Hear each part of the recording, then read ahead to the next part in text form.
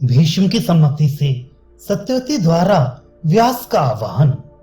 भीष्म जी कहते हैं, माता, भरतवंश की संतान परंपरा को बढ़ाने और सुरक्षित रखने के लिए जो नियत उपाय है उसे मैं बता रहा हूं।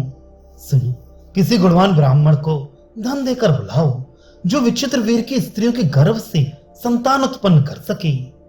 वैशंपायन जी कहते हैं, जन्मे जी तब सत्यवती कुछ हंसती और साथ ही लजाती हुई भीष्म जी से इस प्रकार बोली।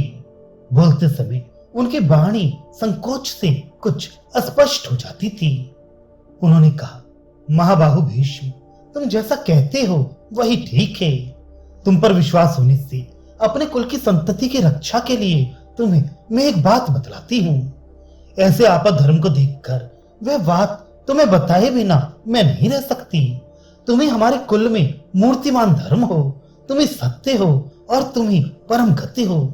अतः मेरी सच्ची बात सुनकर उसके बाद जो कर्तव्य हो उसे करो। भरत श्रेष्ठ, तुमने महाराज वसु का नाम सुना होगा। पूर्व काल में मैं उन्हीं के वीर से उत्पन्न हुई थी। मुझे एक मछली ने अपने पेट में धारण किया था। एक परम धर्मज्ञ मल्लाह ने जल में मेरी माता को पकड़ा, उसके पेट से मुझे निकाला और अपने घर लाकर अपनी पुत्री बनाकर रखा।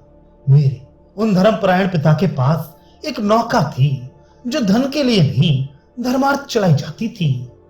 एक दिन मैं उसी नाव पर गई हुई थी। उन दिनों मेरे यौवन का प्रारंभ था।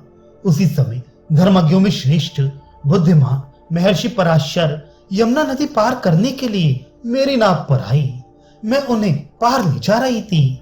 तब तक वे मुनि श्रेष्ठ काम पीड़ित हो मेरे पास आ मुझे समझाते हुए मधुर वाणी में बोले और उन्होंने मुझसे अपने जन और कुल का परिचय दिया।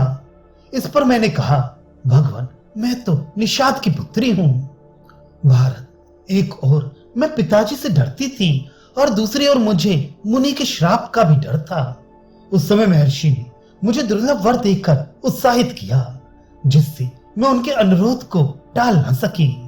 यद्यपि मैं चाहती नहीं थी तो भी उन्होंने मुझ अबला को अपने तेज से तिरस्कृत करके नौका पर ही मुझे अपने वश में कर लिया। उस समय उन्होंने कोहरा उत्पन्न करके संपूर्ण लोक को अंधकार से आवृत कर दिया था। भारत, पहले मेरे शरीर से अत्यंत घृणित मछली की सी बड़ी तीव्र दुर्गंध आती थी। उसको मिटाकर मुनि ने मुझे ये उत्तम गंध प्रदान की थी। तदनंतर मुनि ने मुझसे कहा, तुम इस यमुना के ही द्वीप में मेरे द्वारा स्थापित इस गर्भ को त्याग कर फिर कन्या ही हो जाओगी। उस गर्भ से पराशर जी के पुत्र महान योगी महर्षि व्यास प्रकट हुए। वे ही द्वैपायन नाम से विख्यात थे। वे मेरे कन्यावस्था के पुत्र हैं। वे भगवान द्वैपायन मुनि अपने तपोबल से चारों वेदों का पृथक पृथक विस्तार करके लोक में व्यास पदवी को प्राप्त हुए हैं। शरीर का रंग सांवला होने से उन्हें लोग कृष्ण भी कहते हैं। वे सत्यवादी, शांत, तपस्वी और पाप शून्य हैं। वे उत्पन्न होते ही बड़े होकर उस द्वीप से अपने पिता के साथ चले गए थे।